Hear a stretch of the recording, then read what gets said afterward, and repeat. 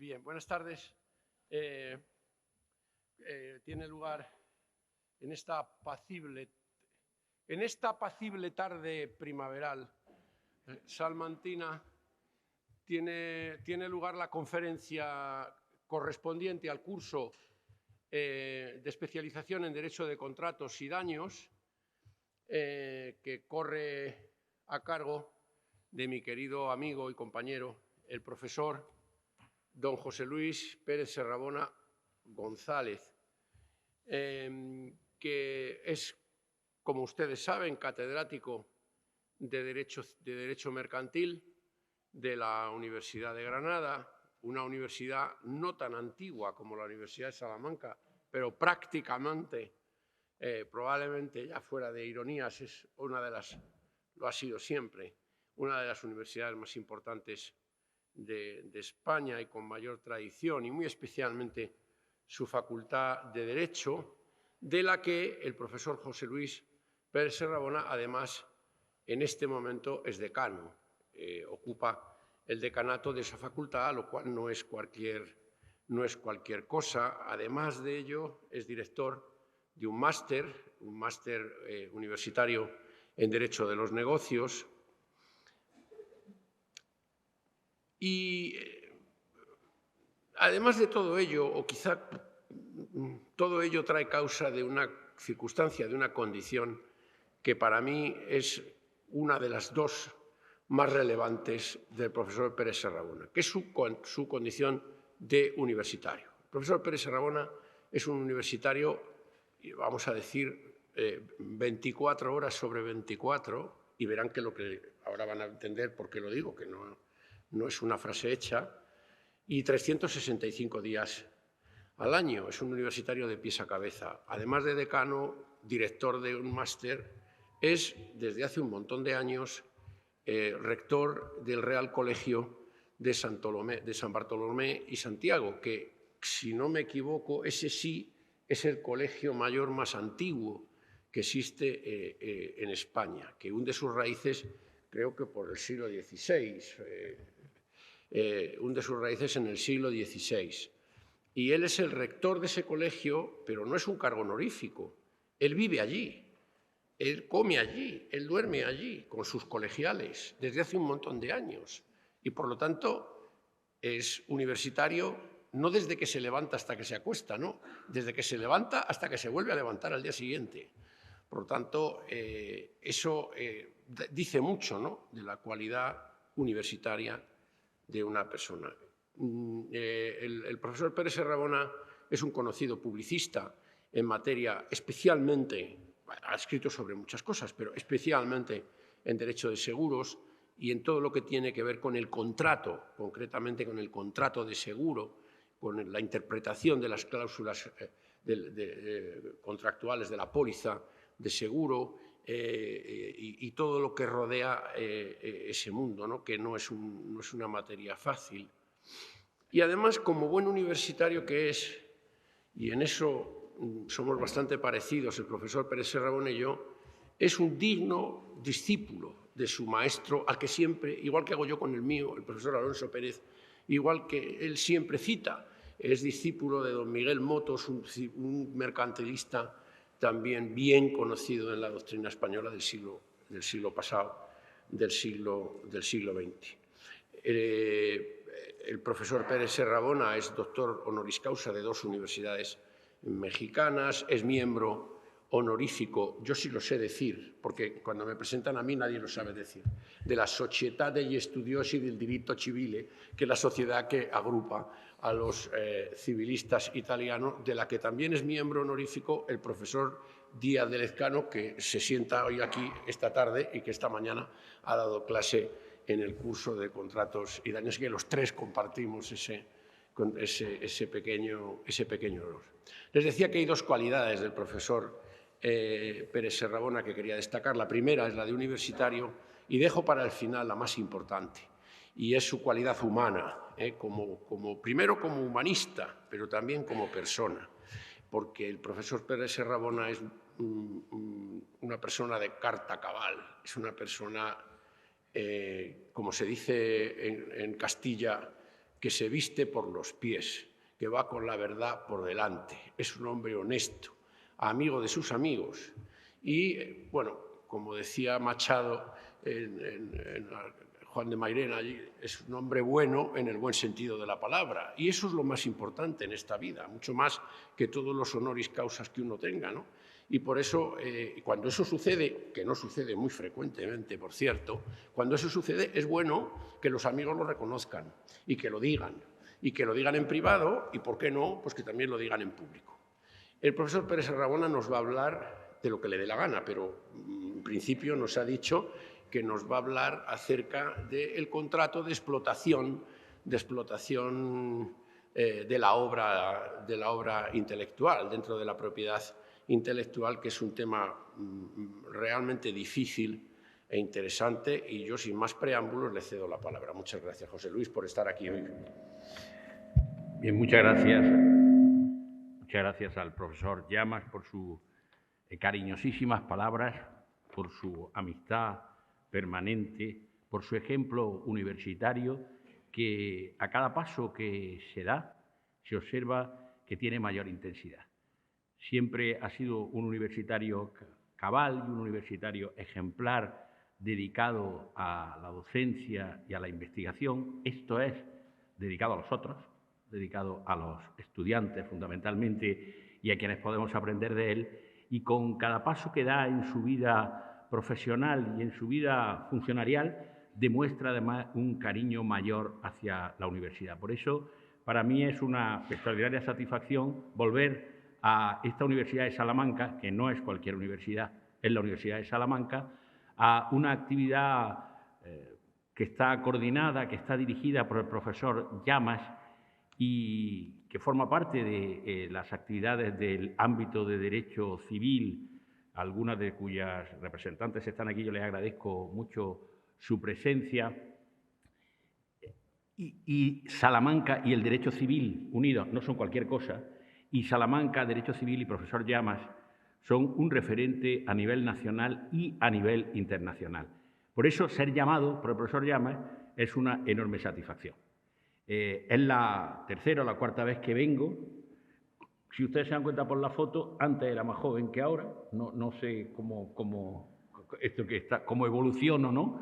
Pero pienso venir mucho más joven en otra ocasión a oír a quien le corresponda hablar en estos cursos, que además son de un prestigio extraordinariamente reconocido, y yo les felicito a ustedes por haber tenido el arrojo de hacer un esfuerzo de toda índole y venir a Salamanca a los cursos más prestigiosos que hay de especialización, que son copiados, y eso no está mal, van fracasando, claro, pero son copiados en otras universidades.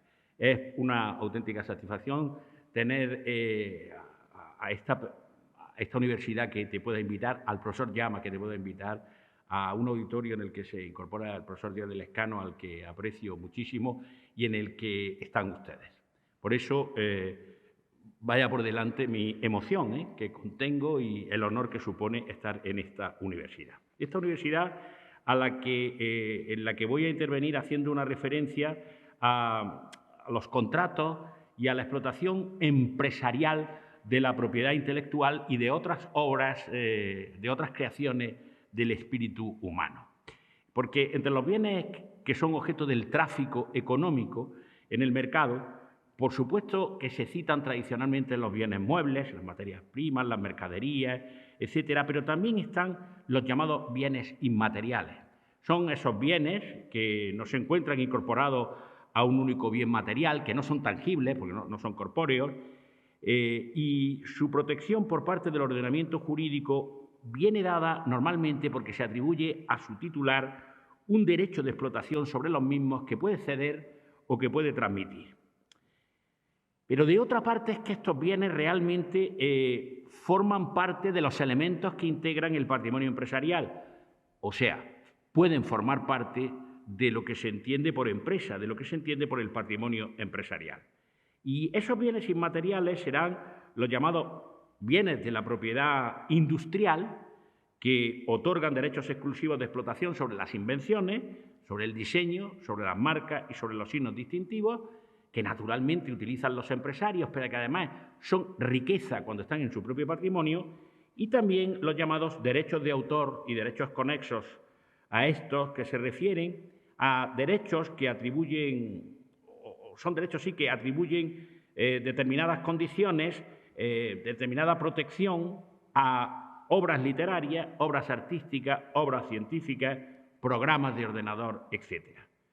A esto se les llama, con similar expresión, bienes de la propiedad intelectual. Y finalmente podría citarse una nueva categoría, que esta la hago con cierto miedo, en la que se encuadrarían otros bienes vinculados a los derechos fundamentales de la persona. Esos derechos fundamentales que están en todos los textos constitucionales y que en el nuestro está fundamentalmente en el artículo 18, el derecho a la intimidad personal y familiar, el derecho a la propia imagen, el derecho a la propia voz y el derecho al propio nombre.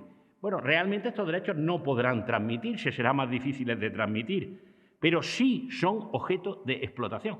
Son objeto de explotación empresarial, puesto que efectivamente puede otorgarse consentimiento, puede otorgarse autorización para su uso por una actividad mercantil, para una determinada actividad mercantil.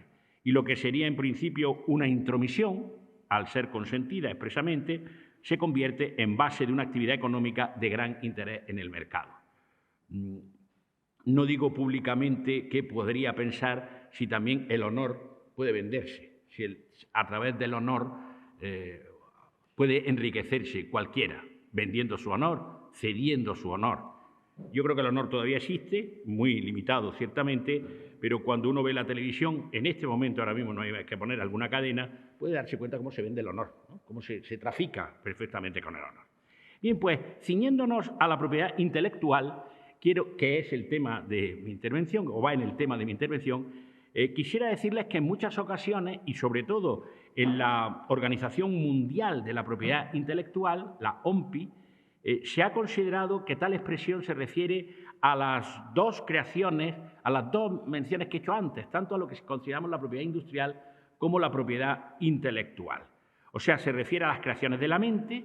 Las creaciones de la mente son las invenciones, las invenciones, que luego van a dar lugar a las patentes, las obras literarias y artísticas, los símbolos, los nombres y las imágenes utilizadas en el comercio, incluyendo en este concepto de propiedad intelectual global tanto la propiedad industrial estrictamente considerada como la propiedad intelectual. Yo creo, de cualquier modo, que son dos conjuntos de derechos diferenciados, a los de la propiedad industrial y los de la propiedad intelectual, porque su objeto es diferente, el procedimiento para su obtención también es distinto. La propiedad intelectual se adquiere sin necesidad de registro, mientras que la propiedad industrial está sometida a un procedimiento rígido de concesión, y la duración del derecho es igualmente distinta, con plazos muchísimo más breves en el caso de la propiedad industrial.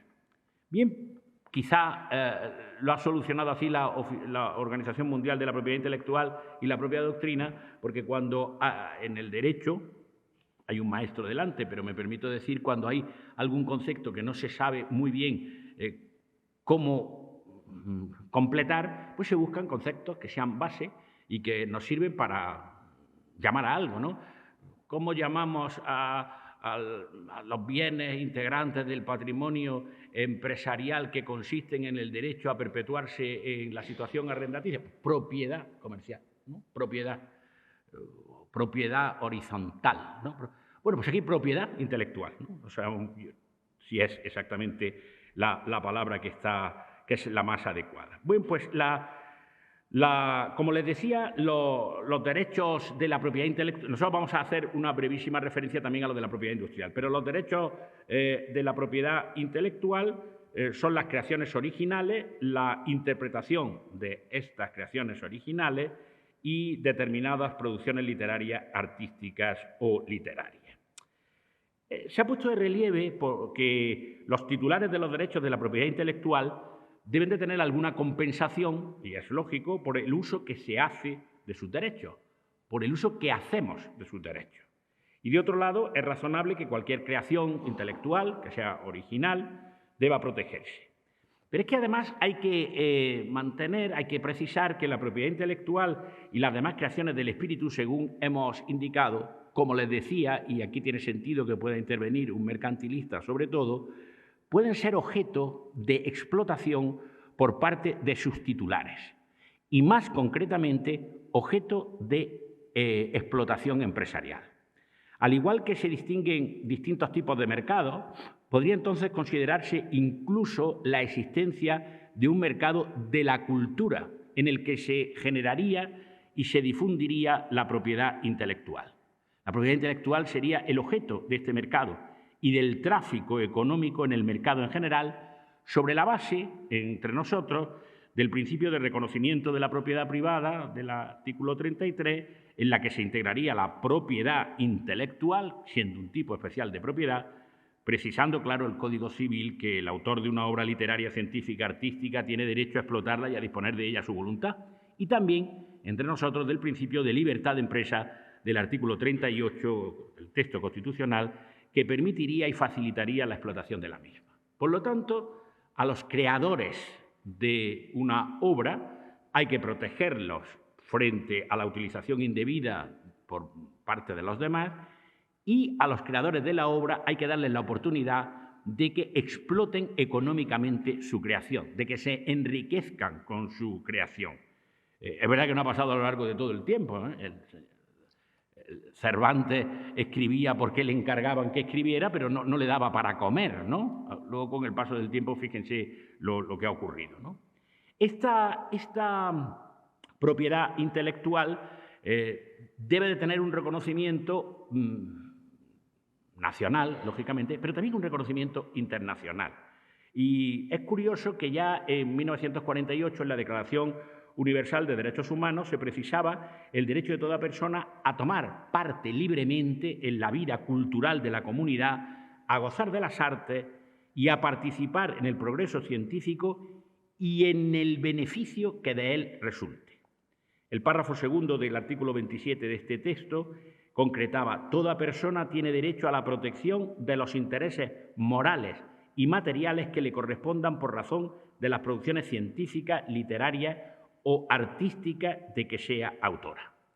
Por eso se hizo el Convenio de Berna, el más importante en esta materia de propiedad intelectual, y se celebraron muchísimos convenios internacionales, muchísimos. España está adherido a todos y ha ratificado casi todos ellos, y casi todos los países civilizados efectivamente los tienen también ratificados y los incorporan a su propio derecho. Qué poco sentido tendría, o tiene, que una invención que se ha hecho en España no sea protegida en el ámbito internacional. Bien, pues existen todos esos convenios internacionales de los cuales no puedo entrar, y en España tenemos la Ley de Propiedad Intelectual, que es un texto refundido sobre otro texto refundido y finalmente otro texto refundido. Así funcionamos aquí normalmente. Una ley que recientemente pues, sufrió numerosas reformas precisamente para incorporar directivas, para modificar algunos de sus preceptos, aparece la ley del cine, por ejemplo, a lo que luego aludiré, para completar algunos de los preceptos de la ley y finalmente también para incorporar la tasa digital en un determinado momento, suprimirla en otro momento, etc. Realmente, decía el profesor Vicent Juliá cuando la calificaba, es una ley, con ironía, es una ley muy completa, pero compleja y excesivamente extensa. Junto a la Ley de Propiedad Intelectual, modificada, como decimos en muchas ocasiones, pues hay otra serie de leyes a los que no entro. Y esta ley viene a proteger un conjunto de bienes. Viene a proteger un conjunto muy diverso de bienes inmateriales, obras de muy variada naturaleza: literarias, artísticas, musicales, plásticas, multimedia, compuestas, derivadas, colecciones, reconociendo derechos también de diferentes carácter económico y protegiendo a los sujetos participantes en la actividad, que no son cualquiera, no son cualquier persona, son los autores, son los editores. Y también, claro, mirando a los consumidores, al mercado, a los sujetos del mercado en general. Y también la ley se preocupa de determinadas situaciones e intereses como las libertades públicas, la libertad de expresión, la libertad, el derecho a la información, el derecho a la intimidad. O sea, realmente es una ley que tiene una gran pretensión y habla de, como digo, de los sujetos, de las situaciones, del objeto que viene a tratar y de la protección de los sujetos que intervienen. Cuando nos vamos a fijar en los contratos fundamentalmente de la propiedad intelectual en el sentido más clásico, no quiero dejar de citarles a ustedes que hay unos contratos de explotación relativos a algo puramente mercantil, bueno, o puramente administrativo, no lo sé muy bien, ¿no? Que es la propiedad industrial. En la propiedad industrial, en esa parte que la Organización Mundial de la Propiedad Intelectual ha incluido en ese concepto general, se van a incorporar las patentes, o sea, los descubrimientos científicos, las invenciones, eso es una patente, una invención, algo que no es conocido, que se ha creado, que tiene utilidad y que se puede reproducir. Van a estar las marcas, los modelos de utilidad, que son una especie de complementos de las patentes, por entendernos, van a estar las marcas y otros signos distintivos. Bien, pero el que ha creado una patente, por supuesto, tiene derecho a que se proteja como autor de la patente su derecho a ser el autor de la patente, a ser el inventor. Yo he sido el inventor de esta patente. Hay algunos ordenamientos donde no estaba contemplada la propiedad privada y, sin embargo, claro, había invenciones. Bueno, pues el autor de aquella invención, el creador, el inventor, era reconocido, aunque no podía explotar su invención, no podía negociar con su invención. Incluso, no podemos entrar, pero hay determinadas patentes con las que no se debería de poder explotar, no se deberían de poder explotar, no se podría negociar con ellas. Imaginémonos que hay una enfermedad pandémica en el mundo y que alguien descubre una patente. Bueno, cuando la ley dice que las patentes, los derechos de patente pueden ser una especie de expropiación por parte del Estado para la utilidad pública, pues cuando llegue una ocasión como esa que yo acabo de describir, a ver quién es capaz, ¿no?, de efectivamente poner en práctica lo que señala la norma. Mientras tanto, el que ha hecho una patente lo que hace es explotarla, lo que hace es venderla, y además lo que hace es venderla intentando obtener el mayor beneficio posible. Y entre los contratos de la propiedad industrial está uno que es la licencia de patente. La licencia de patente es un contrato en el que hay dos partes, el titular de la patente, el titular de la patente es el que la ha inscrito, les decía antes que es necesario, y que puede ceder su uso permanentemente o ceder su uso temporalmente o con algunas condiciones, con exclusividad o no, a otras personas. Y de ahí luego saldrán algunos contratos. O también las licencias de los modelos de utilidad que, como decía, son una especie de complementos de las patentes. Y también habrá licencias de marcas. Fenómeno paralelo al anterior, aparece la licencia de solicitud de registro de una marca y con la licencia de una marca registrada. Se proclama de este modo el principio de independencia de la marca, de suerte que la marca puede ser transmitida de forma separada de la propia empresa. No obstante, en la práctica hace que la licencia de marca suele servir como complemento a otros contratos. Y todo ello, a diferencia de lo que sucede con el nombre comercial, cuya transmisión necesariamente ha de llevarse a cabo con la totalidad de la empresa. Igualmente, se proclaman en estos contratos el principio de indivisibilidad de la marca a los efectos de cesión o de gravamen, aunque es posible que la marca pertenezca a varias personas. También la licencia de marca o su solicitud puede darse para la totalidad o para parte del territorio nacional y podrá concederse en exclusiva o no exclusiva. Hay también licencias de diseño industrial y quiero detenerme un instante por su novedad en que la similar protección a los derechos de la propiedad industrial ha otorgado recientemente el legislador español a la información confidencial.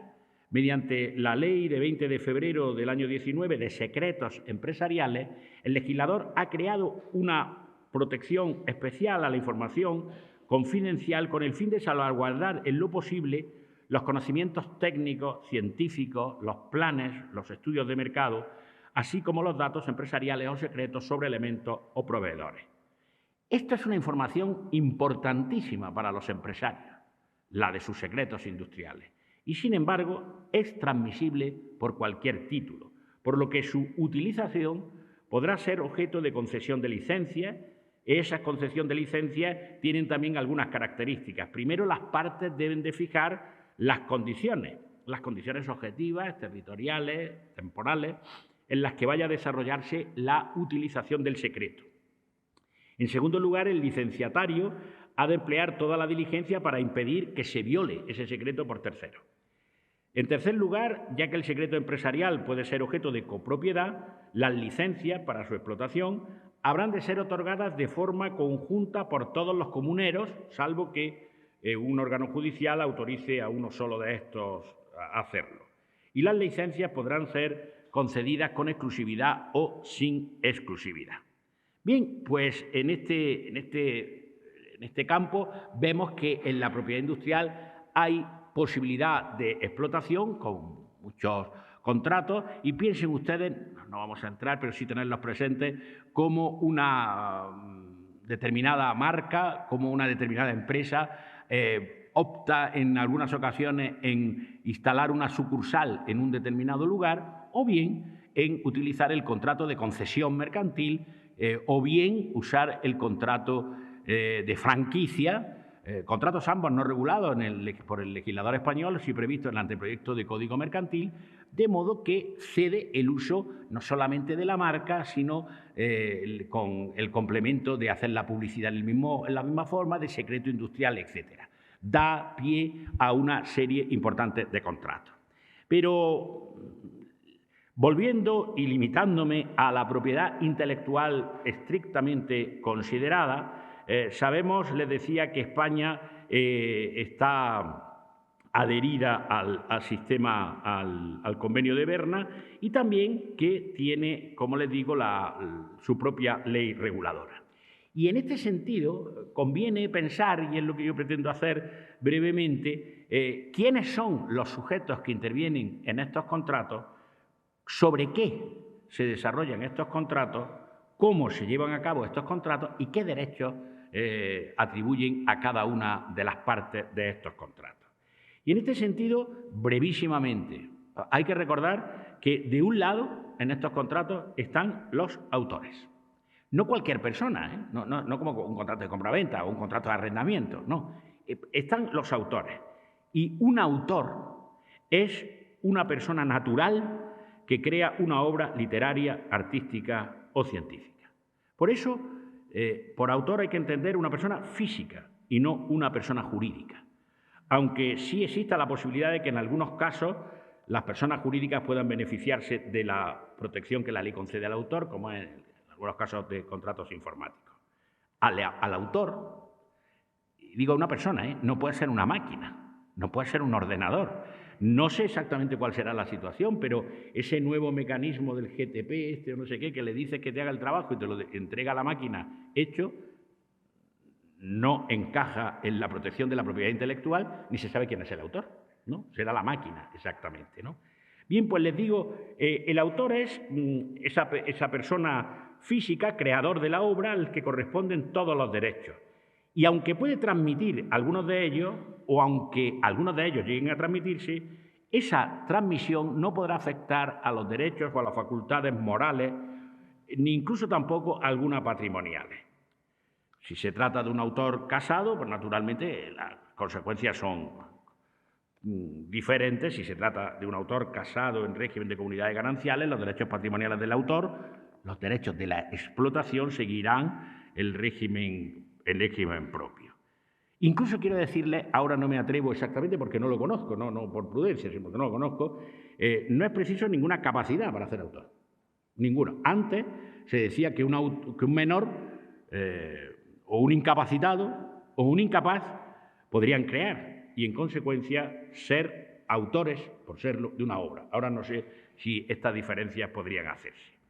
Y se considera autor de una obra una vez que se ha hecho el contrato quien la saca a la luz, a veces el propio autor, a veces alguien con consentimiento del autor, y a veces la saca a la luz con un seudónimo o anónimamente, pudiendo encontrarse dos presunciones legales curiosas. Una, que se presume autor a quien aparezca como tal en los ejemplares, porque la inscripción en el registro de la propiedad intelectual de una obra no constituye un requisito para adquirir la condición de autor. El que aparezca en la obra es el autor, y el que aparezca escrito en el registro no tiene por qué ser el autor.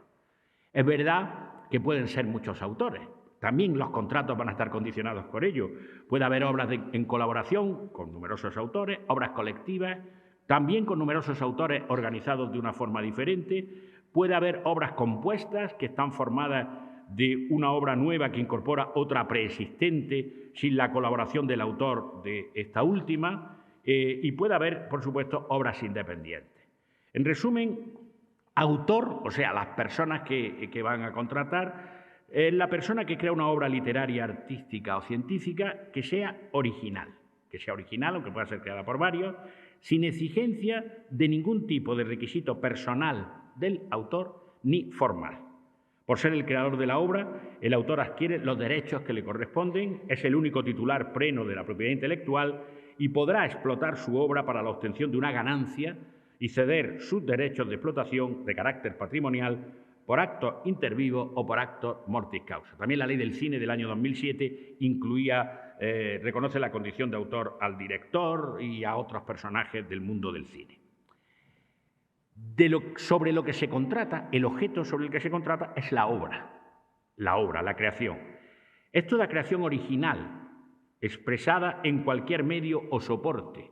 Dice la ley, tangible o intangible, y con un acierto, si se mira desde un punto de vista, o con ingenuidad desde otro punto de vista, pero yo creo que ha acertado el legislador, dice, por un medio o un soporte tangible o intangible actualmente conocido o que se invente en el futuro. Porque cuando el legislador está haciendo la norma y redactando el artículo 10, piensa, estoy teniendo presente que hay unos medios o unos soportes, pero que dentro de un rato van a ser otros absolutamente distintos. Bien, esta obra que se expresa por estos soportes, por estos medios, tiene que ser original, como les digo, tiene que ser creada por el hombre en la más amplia acepción de la palabra. Y tiene que ser una obra intelectual, fruto de la inteligencia humana.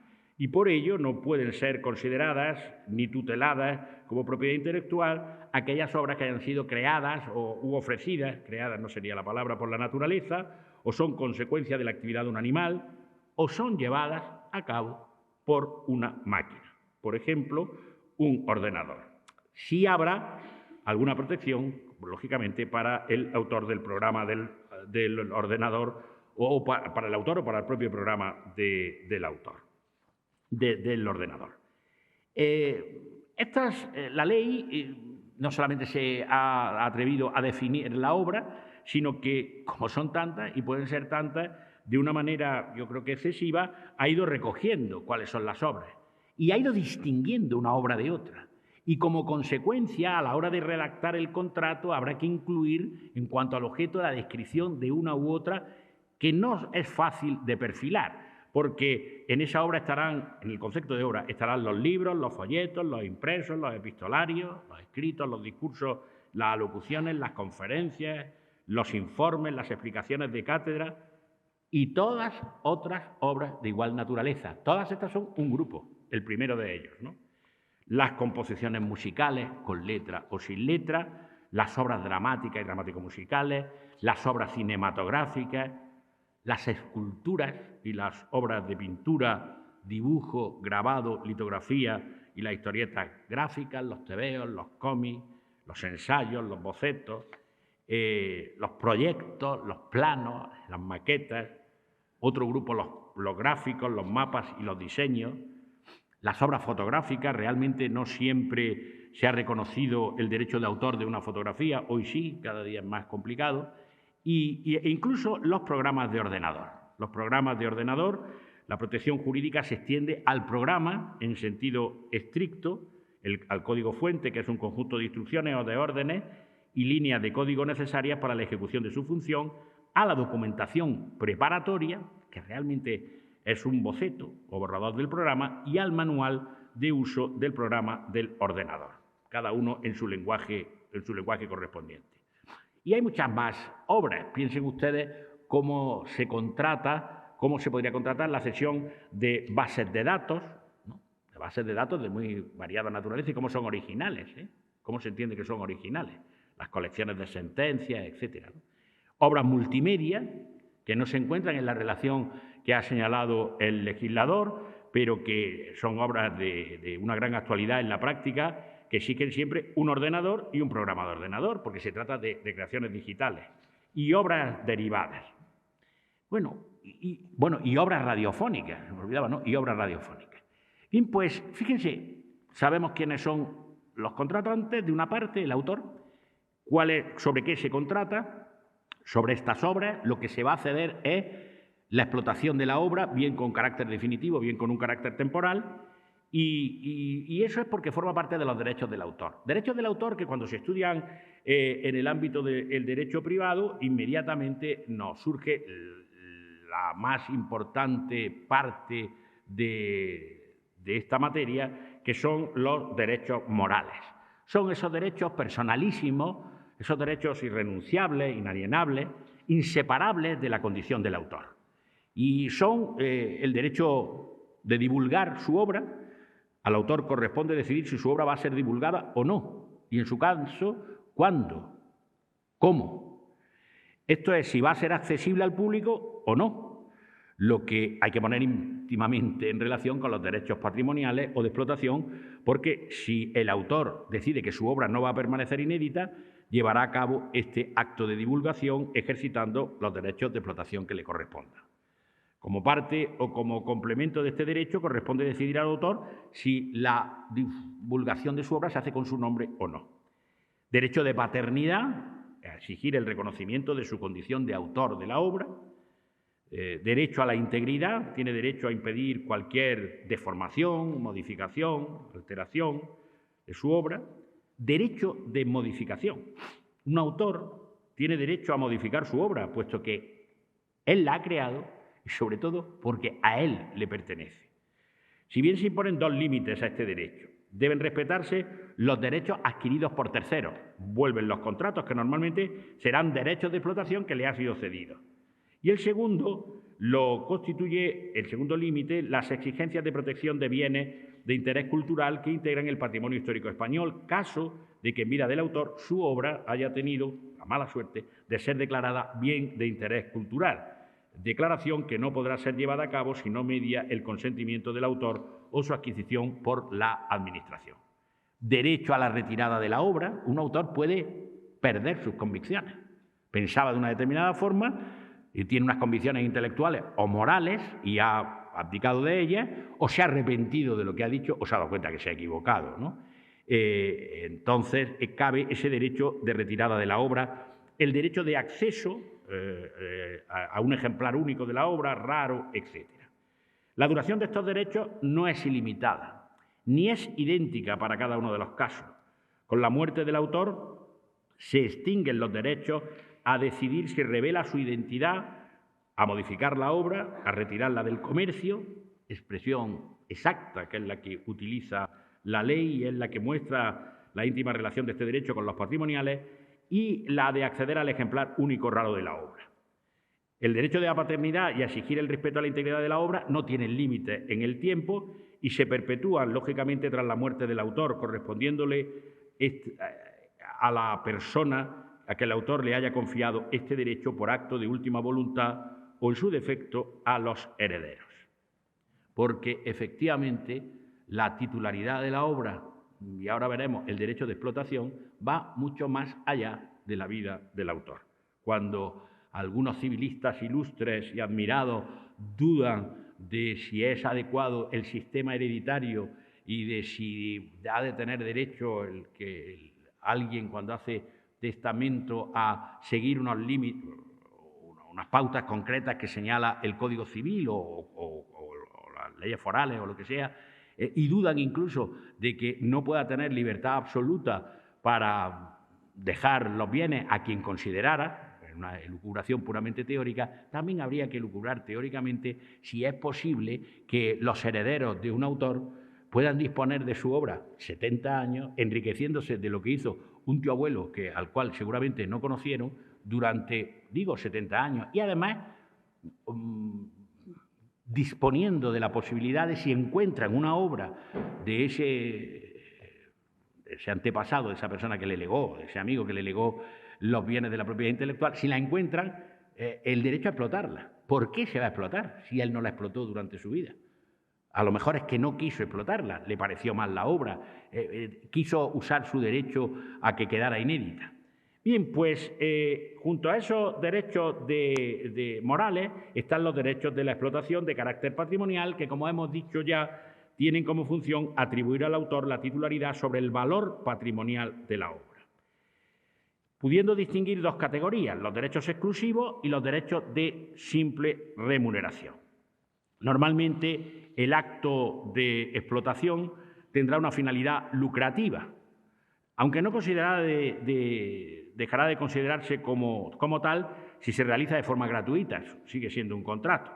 El artículo 17 de la ley reconoce al autor de una obra el ejercicio exclusivo de los derechos de explotación de su obra en cualquier forma y concreta los 4 derechos de explotación que ya el convenio de Berna los había recogido. El derecho a reproducir la obra, el derecho a reproducirla en la forma que quiera, en distintas formas, en distintas modalidades, en forma de libro, por ejemplo. El derecho a distribuirla, que es la venta y la donación de ejemplares, el alquiler de los ejemplares, el préstamo de los ejemplares. El derecho de comunicación pública, representaciones escénicas, proyección de obras cinematográficas, exhibición pública de obras de arte, y el derecho de transformación, traducciones, adaptaciones, y se ha olvidado, aunque al final lo incorpora la ley en otro precepto, el derecho de colección, ese derecho de colección. Bien, junto a esos derechos que pueden suponer la comercialización de la obra para obtener un rendimiento económico por la misma, cabe citar otros derechos de explotación, como son los derechos de remuneración, y en ellos el de participación cuando la obra sea objeto de reventa, cuando un pintor hace un cuadro y lo cede para que lo vendan con un precio fijado a una sala de arte, tiene derecho a un porcentaje en la reventa. El de participación equitativa de la copia privada, muy discutido, el de remuneración por préstamo, el de remuneración por alquiler, el de remuneración reconocida a los artistas, intérpretes o ejecutantes por las transmisiones en Internet, etc. Bien, pues con todo esto nosotros efectivamente nos encontramos con que los bienes de la propiedad intelectual que hemos analizado, por parte de sus titulares, que hemos dicho quiénes son, pueden ser transmitidos. Y nuestro legislador dedica una atención grande al régimen de transmisión de los derechos de explotación sobre obras intelectuales. De esta forma, aquellos derechos de explotación cuyo ejercicio pertenecen exclusivamente al autor, que hemos diferenciado hace un momento, que son distintos a aquellos afines, responden al esfuerzo creativo, artístico del artista, del intérprete o del ejecutante, del productor de fonogramas, del productor de la primera grabación. Si nos centramos en estos derechos del autor, vemos que son los que hemos citado, de reproducción, comunicación, etc. Bien, ¿cómo se transmite? La transmisión temporal de los derechos de explotación en los contratos de edición, representación teatral y ejecución musical, que van muy unidos, tienen alguna característica común. El autor puede transmitir en general los derechos de explotación exclusiva de sus obras a través del contrato de edición y de los contratos de ejecución musical y representación teatral, de aquellas otras que son comunes a la transmisión de los derechos de explotación en todos los tipos contratados. Los derechos de explotación son transmisibles a título mortis causa por cualquier medio jurídico, sin mayores limitaciones, sin mayores restricciones. En cambio, la cesión inter vivos de esos mismos derechos se encuentra limitada al derechos cedidos, a las modalidades de explotación expresamente previstas, así como al tiempo, nunca superior a 5 años cada uno de estos contratos en ausencia de un pacto expreso, y al ámbito territorial que en cada momento se determine. Es también característica de estos contratos la formalización por escrito de la cesión, que el objeto de transmisión puede ser la totalidad de los derechos o solo una parte de los derechos, que la cesión puede ser gratuita, no es lo normal, o bien onerosa, eso es lo auténticamente mercantil, y que la transmisión puede contener o no el derecho de exclusiva en el ejercicio de los derechos de explotación, derecho de exclusiva que no está muy bien contemplado en la legislación española. Brevísimamente, para concluir, una referencia a alguno de estos contratos. El contrato de edición. El contrato de edición hay que partir en su consideración de una concepción unitaria del contrato, sin perjuicio de la existencia de diversas modalidades, por ejemplo, libro, por ejemplo, edición disco, por ejemplo, edición CD, por ejemplo, edición electrónica, etcétera. Pero vamos a pensar de un solo contrato. El objeto se refiere a los derechos de reproducción y de distribución, de reproducción de la obra y de distribución. La obra original en el contrato tiene que estar efectivamente terminada, porque las obras futuras o las obras de encargo están expresamente prohibidas por la Ley de Propiedad Intelectual. No es esa uno de los contratos que va a recoger la ley o la figura contractual que va a recoger la ley. Efectivamente, que se puede encargar una obra, pero eso no forma parte, alguien encarga una obra y luego el que la compra puede no distribuirla nunca, es otra cosa, es otro contrato diferente. Se trata de un contrato oneroso, con una remuneración consistente en la participación en los rendimientos, salvo que se trate de un precio alzado. Los grandes autores lo hacen de esta forma. Es un contrato formal, es extraño, no es lo propio del derecho mercantil, siendo nulo si no se otorga por escrito y si se omiten determinadas condiciones como el número máximo y mínimo de ejemplares o la remuneración del autor. Entre las obligaciones y los derechos del autor y del editor, como empresario mercantil, cobra un especial significado el control de tirada para que efectivamente no quepa, desarrollado en una norma en concreto, para que no quepa ninguna situación fraudulenta. Se prevén supuestos de resolución unilateral del contrato a instancias del autor, antes me he referido a alguno de ellos, y existen normas específicas para la modalidad de contrato de edición de obras musicales o dramático-musicales. Baste decir, o es necesario decir en el contrato de edición, que todavía en España sigue vigente algún precepto de la ley del libro, antiquísima, que habla de los empresarios de arte gráfica, los llama así, y que también habla de los libreros, porque los libreros son los revendedores, efectivamente, de esas obras que le entregan los distribuidores o directamente los autores. Por su parte, el contrato de representación teatral y de ejecución musical, el autor cede, mediante compensación económica, el derecho a representar o a ejecutar públicamente una obra teatral, musical, mixta o asimilable. Es oneroso, se puede hacer en exclusiva o no, si es en exclusiva por un periodo de 5 años, y es causa y la cesión del derecho, por no entretenernos más, de comunicación pública de estas obras intelectuales a través de la radiodifusión se entenderá, salvo pacto en contrario, limitada a la emisión de la obra por medios inalámbricos en una sola ocasión. Por supuesto que todos estos derechos y todos estos contratos cinematográficos pues, son extraordinariamente complejos, ¿no? Son extraordinariamente complejos. Los autores son el director, realizador, los autores del argumento y de la adaptación, el autor de la composición musical, creada específicamente, con o sin letra, creada específicamente para la obra audiovisual, y ahí nosotros nos encontramos con el contrato de creación, con el contrato de transformación, con el contrato de distribución y con el contrato de exhibición. El productor de una película realiza una infinidad de contratos con muchísimas personas de distinta naturaleza. El contrato de transformación sobre una obra preexistente tiene que hacerse sobre el autor de la obra preexistente y el productor.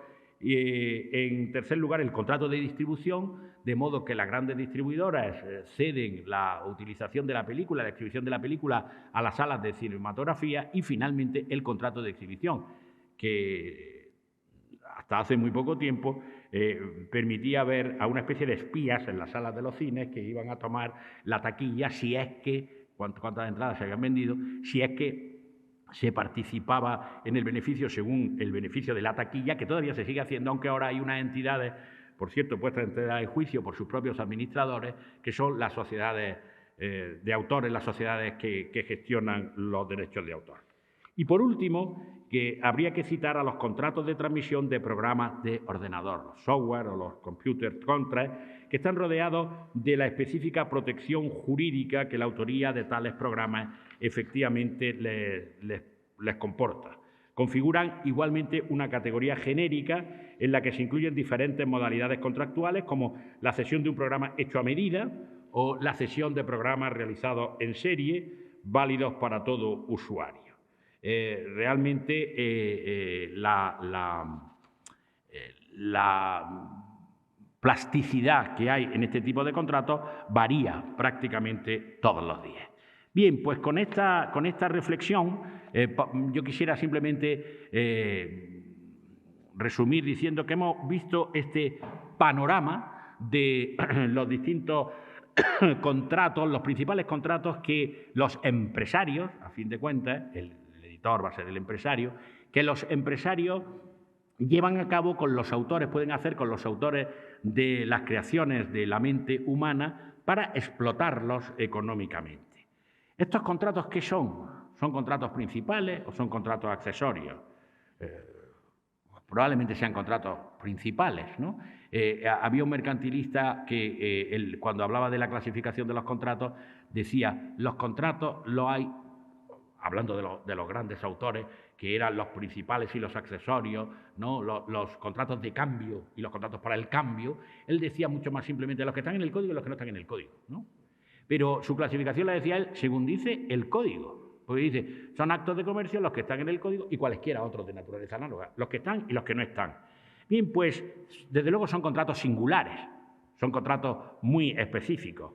Hay quien ha señalado que se trata de arrendamientos mercantiles. Son contratos de arrendamiento mercantil, aunque el arrendamiento no está en el código de comercio. Hay quien ha dicho que se trata de contratos de colaboración empresarial. No cabe duda que tienen esa condición si es que esa clasificación es válida. Habría que discutir, cómo no, si son contratos civiles o mercantiles. ¿Pero para qué? ¿Para qué? Lo importante es que son contratos que están en el tráfico diario, que forman parte fundamentalmente del ámbito privado y que a mí me han permitido, de una manera un poco más solemne, como voy a hacer ahora, reclamar de nuevo, por lo menos, la convicción de que no sería descabellado la unificación del derecho de contratos que hemos separado nosotros a lo largo del tiempo. De una parte, esa sería la pretensión, reclamar la unificación del derecho de contratos, y me han permitido, de otra parte, tener el enorme placer y el privilegio de estar esta tarde con ustedes, abusando de su paciencia y especialmente de la de los profesores que nos acompañan. Muchas gracias.